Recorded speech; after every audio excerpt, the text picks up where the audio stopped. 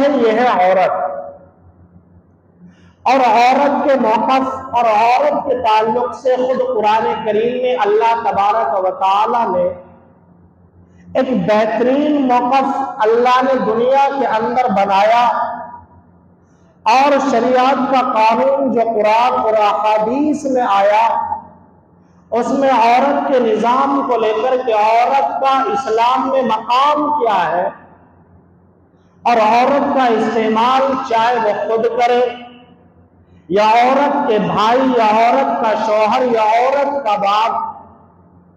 اس کا موقف کیا ہونا چاہیے وہ خود قرآن کریم نے بتایا۔ جبکہ آج کے اس پرفتن اور اقتدار والے دور میں نیٹ ورکنگ کا زمانہ، سوشل میڈیا کا زمانہ، میری اور آپ کی صبح جب سویرے آنکھ کھلتی ہے ہمارے ہاتھ میں اور ہمارے پاس ہونے والا موبائل، جب ہماری آنکھیں اس اسکرین پر پڑتی ہے تو طرح طرح کی خبریں اس بات کو لے کر آتی ہیں کہ آخر اسلام نے عورت کو دیا کیا، اور وہ نتیجتاً اس بات کی طرف لے جاتے ہیں کہ عورت کو لے کر اسلام ایک بہت تنگ مذہب ہے۔ وہ ان کا کہنے کا مقصد یہ ہوتا ہے کہ اسلام نے عورت کی آزادی کو چھینا، اسلام کے اندر عورت کے حقوق کو وہ کم درجے میں لے کر کے چلا گیا، جبکہ ایسا نہیں ہے۔ ایک دور وہ تھا کہ جس وقت زمانے کے اندر ساری جاہلیت موجود تھی، اور اس عورت کو جس کو قرآن نے صنف نازک کہا، اس عورت کے تعلق سے لوگوں کا خیال اور لوگوں کا ذہن یہاں تک تھا کہ عورت صرف جانوروں کی طرح خرید و فروخت کی ایک چیز ہے، اور اسی پر بس نہیں کیا جاتا، بلکہ جو انسان اپنی بہن اور اپنی بیٹی کو زندہ دفن کر دیتا یا اس کو مار دیتا تو اس بھائی اور اس باپ کو بڑی عزت اور شرافت کی نگاہ سے دیکھا جاتا۔ آخر چلتے چلتے ایک وقت وہ بھی آیا کہ ابھی نبی صلی اللہ علیہ وسلم کی پیدائش تو ہوئی، لیکن نبوت آپ کو اللہ کی طرف سے عطا نہیں ہوئی، تو اس زمانے میں یہ بل تو پاس کر لیا گیا کہ عورت آخر انسان تو ہے، لیکن جو انسان کے حقوق، اس کی زندگی کا اختیار، اس کا رہنا سہنا، اس کا چال ڈھال، وہ اپنی مرضی کے مطابق زندگی نہیں گزار سکتی۔ لیکن قربان جائے رحمت للعالمین صلی اللہ علیہ وسلم کی ذات اقدس پر، اللہ نے آپ پر نبوت کا سلسلہ شروع کیا، اور نبوت کا سلسلہ شروع کرنے کے بعد جس زمانے کے اندر عورت اپنی زندگی سسک کر ایک بے چارگی اور بے بسی کے عالم میں گزار رہی تھی، تو اللہ کی طرف سے قرآن کی ایک آیت نازل ہوئی، وَعَاشِرُوهُنَّ بِالْمَعْرُوفِ۔ اللہ نے فرمایا کہ اے نبی، آپ کے ماننے والے، آپ کے جاننے والے جتنے بھی لوگ ہیں، قرآن اور شریعت کو ماننے والے جتنے لوگ ہیں، اور یہ پیغام دنیا کے آخری انسان تک پہنچا دو کہ تم عورتوں کے ساتھ اچھائی اور بھلائی کا معاملہ کرو۔ اور دوسری طرف اللہ نے فرمایا وَلَهُنَّ مِثْلُ الَّذِي عَلَيْهِنَّ بِالْمَعْرُوفِ، کہ وہ عورتیں جن سے آپ نے ان کی زندگی جینے کا اختیار چھین لیا ہے، وہ اپنی زندگی کے تعلق سے کوئی فیصلہ نہیں کر سکتی، تو اللہ نے فرمایا نہیں، جس طرح سے زندگی جینے کا اختیار مردوں کو ہے، اسی طرح سے اپنی زندگی جینے کا اختیار اس عورت ذات کو بھی ہے۔ وَلِلرِّجَالِ عَلَيْهِنَّ دَرَجَةٌ وَاللَّهُ عَزِيزٌ حَكِيمٌ، اور اللہ تبارک و تعالی نے مردوں کو عورتوں پر جو فوقیت اور برتری عطا کی ہے، وہ بھی اللہ نے فرمایا کہ دنیا کے معاشرے، گھر کے اور سماج کے نظام کو چلانے کے لیے ضروری یہ ہے کہ ایک انسان تو باہر جائے اور وہ اپنے بچوں کی تمام ضروریات کو پورا کرے، اور ایک عورت جو اس کے نکاح میں آئی وہ اس کے گھر میں رہ کر اس اپنے شوہر کی ضرورت کو پورا کرے، اپنے گھر اور معاشرے کو بنائے اور اس گھر کی ملکہ بن کر وہ گھر کے اندر رہے۔ اور مرد کا مقام جو اللہ نے عورت کے اوپر بلند کیا وہ اس لیے کیا کہ مرد کو یہ واجب اور یہ ضروری قرار دے دیا گیا کہ تمہاری بیویوں کی جتنی بھی ضرورتیں ہیں، اگر تمہاری بیوی تم سے یہ چاہتی ہے کہ مجھے اچھا کپڑا پہنا دیا جائے، مجھے اچھے کھانے کا انتظام کر دیا جائے، میرے رہنے کے لیے اچھے مکان کا انتظام کر دیا جائے، کہ تمام کی تمام ضروریات کا مکلف اللہ تبارک و تعالی نے عورت کو نہیں بلکہ مرد کو بنایا ہے۔ اس لیے اللہ نے فرمایا کہ مرد کا مقام اس لیے بڑا ہوا ہے کہ آپ اپنے گھر سے باہر نکلے، محنت کر کر، مزدوری کر کر، تجارت کر کر اپنی بیوی اور بچوں کی ضروریات کو پورا کریں۔ اس لیے اللہ تبارک و تعالی نے مرد کے مقام کو عورت کے مقام سے اوپر رکھا، اور پھر اللہ نے فرمایا وَعَاشِرُوهُنَّ بِالْمَعْرُوفِ کہ ان کے ساتھ اچھائی کا اور بھلائی کا معاملہ کرو۔ اللہ کے نبی صلی اللہ علیہ وسلم نے فرمایا کہ تم میں سب سے بہترین انسان وہ ہے جو اپنے گھر والوں کے ساتھ معاملات کے اعتبار سے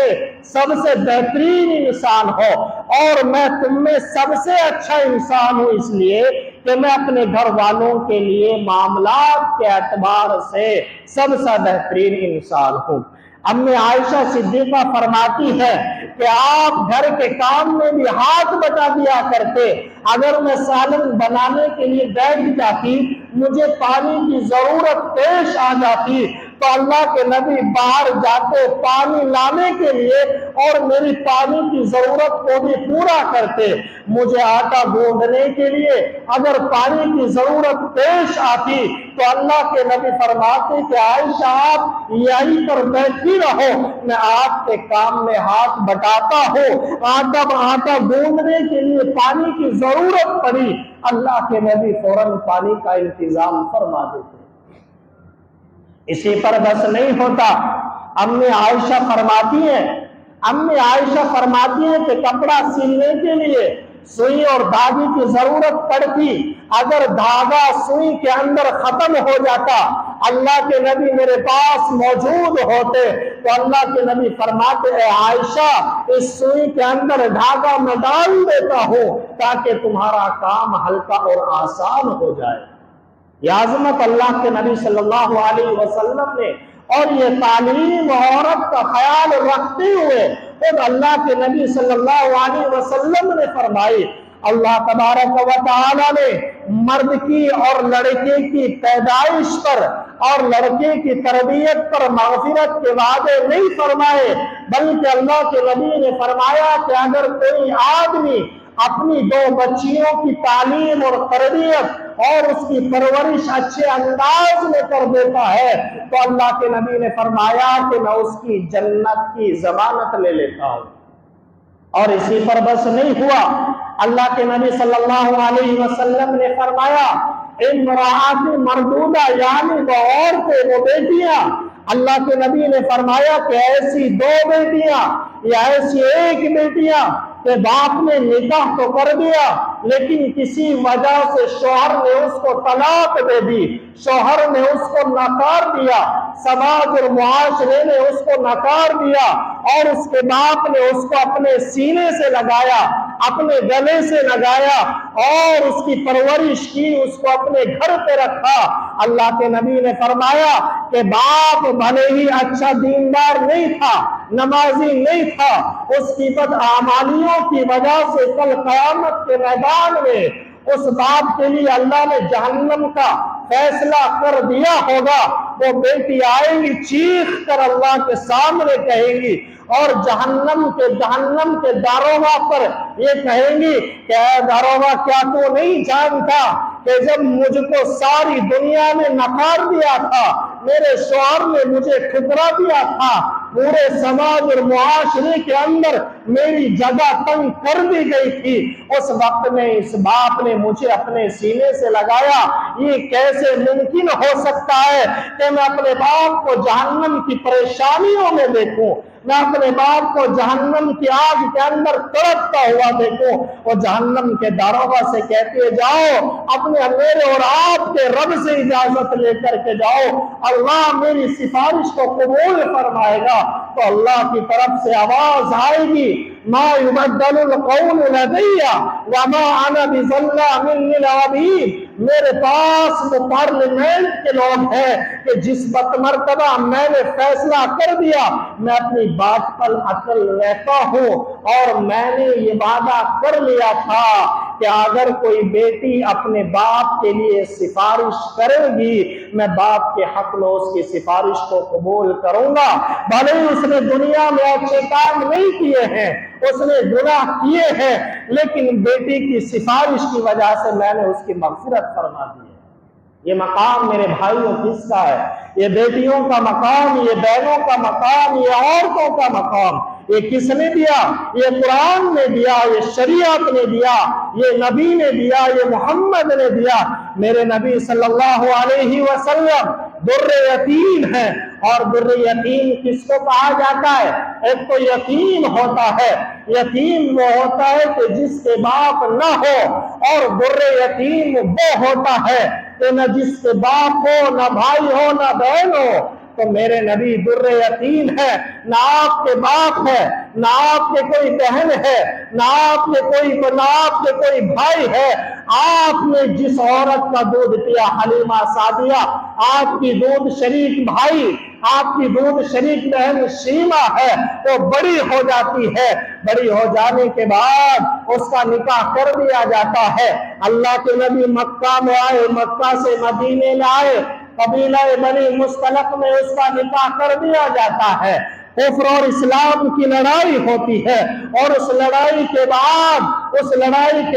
آپ کی دودھ شریک بہن کے جو شوہر ہوتے ہیں ان کو قید کر لایا جاتا ہے، پورے قبیلے کو قید کر کے لایا جاتا ہے۔ اس کے پاس جاتے ہیں، اس کو خبر ہوتی ہے کہ مدینے کے اندر ایک آدمی ہے جو وقت کا نبی ہے، محمد اس کا نام ہے، اس نے آپ کے شوہر کو اور قبیلے کے کچھ لوگوں کو قید کر کے رکھا ہے، ان کو چھڑانا ہے۔ جب وہ سنتی ہے تو وہ کہتی ہے کہ چلو میں بھی ان قیدیوں کو چھڑانے کے لیے تمہارے ساتھ چلتی ہوں۔ وہ کہتے ہیں کہ آپ کیسے جاؤ گی؟ وہ کہتی ہے کہ مجھے امید ہے اگر واقعتاً وہ نبی ہے، قرآن اس پر نازل کیا ہوا ہے، حدیث اس کی موجود ہے، اللہ کو وہ ایک ماننے والا ہے، تو میری باتوں کو ضرور مانے گا۔ وہ آپ کے پاس جاتے ہیں، اور مدینے کے اندر صحابہ کرام آپ کی نگرانی میں ننگی تلوار لے کے کھڑے ہوتے ہیں۔ وہ عورت کہتی ہے کہ مجھے نبی کے پاس جانا ہے۔ وہ صحابی کہتے ہیں کہ نبی کا مقام وہ ہے، نبی اس جگہ پر موجود ہے، انسان کی حیثیت کیا ہے، آج اس جگہ پر موجود ہے کہ جبرائیل امین بھی بغیر نبی کی اجازت کے ان تک نہیں پہنچ سکتے۔ وہ کہتی ہے کہ جاؤ نبی سے جا کے کہہ دو کہ آپ کی دودھ شریک بہن موجود ہے۔ وہ صحابی نبی کے پاس نہیں جاتے، فوراً اپنی نظروں کو جھکا لیتے ہیں، ننگی تلوار نیچے کر لیتے ہیں، اجازت دے دی جاتی ہے، آپ کے پاس جاتی ہے۔ آپ کے پاس جانے کے بعد وہ کہتے ہیں کہ میرے شوہر بھی موجود ہیں قید کے اندر، اور میرے قبیلے کے فلاں آدمی آپ نے قید کر کے رکھے ہیں، میں ان قیدیوں کو چھٹانے کی سفارش کرنے کے لیے آپ کے پاس آئی ہوں۔ اللہ کے نبی صلی اللہ علیہ وسلم نظر اٹھاتے اور کہتے ہیں کہ بہنا تجھے آنے کی ضرورت نہیں تھی، اگر تو وہاں سے پیغام پہنچا دیتی تو میں سارے قیدیوں کو علیحدہ چھوڑ دیتا۔ یہ تھا نبی کا مقام، یہ تھا نبی کے دل کے اندر بہن کا مقام۔ اور پھر صحابہ کرام کو بلایا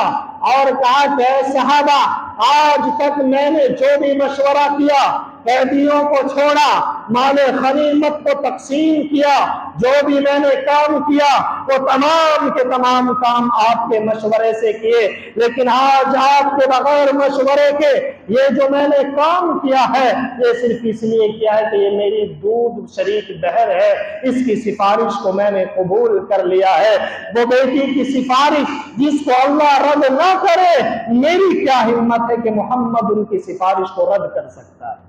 میرے بھائیوں، اور پھر آپ نے یہ پیغام بھی دے دیا کہ جب بہن تمہارے گھر پہ آئے اس کو خالی ہاتھ نہ لوٹاؤ۔ آپ نے بہن کے ساتھ بطور ہدیہ، بطور تحفہ چند گھوڑے اور چند جوڑے بھی دے دیے کہ بہن یہ میری طرف سے تمہارے لیے تحفہ ہے۔ اور اسی پر بس نہیں ہوا، اللہ کے نبی صلی اللہ علیہ وسلم کے نزدیک بیٹی کا مقام، بہن کا مقام جو اسلام نے عظمت بہن کو دی ہے وہ دنیا کی کسی اور مذاہب نے نہیں دی۔ لیکن افسوس یہ ہوتا ہے کہ آج ہمارے سماج اور معاشرے کے اندر خود یہ بگاڑ ہو چکا ہے کہ ہم بیٹیوں کی پیدائش کو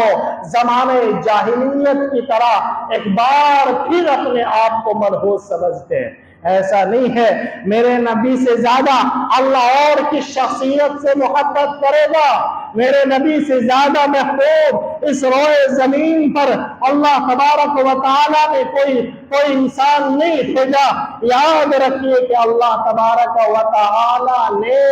آپ کو اگر بیٹے دیے بھی ہیں تو وہ بچپن میں لے لیے، اور آپ کو وہ بیٹیاں عطا کی ہیں کہ جن کے ذریعے سے آل رسول کی نسل چلی ہے۔ اس لیے میرے بھائیوں، بیٹیوں کا مقام، بہنوں کا مقام، عورتوں کا مقام اللہ تبارک و تعالیٰ نے قرآن کریم میں جو مقام اللہ تبارک و تعالیٰ نے اور اسلام نے بیٹیوں کا مقام دیا، وَلَهُنَّ مِثْلُ الَّذِي عَلَيْهِنَّ بِالْمَعْرُوفِ وَعَاشِرُوهُنَّ بِالْمَعْرُوفِ۔ جگہ جگہ پر اللہ نے یہ پابند بنایا کہ عورتوں کے ساتھ نرمی کا معاملہ کرو، عورتوں کے ساتھ اچھائی کا معاملہ کرو۔ وہ عورت اگر تمہارے یہاں بیٹی بن کر آئی تو وہ جنت کی سفارش کرے گی، وہ عورت اگر ماں بن کے تمہاری زندگی میں آئی تو اللہ کے نبی نے فرمایا کہ ان کے قدموں کے نیچے تمہارے لیے جنت ہے۔ اللہ عمل کی توفیق عطا فرمائے۔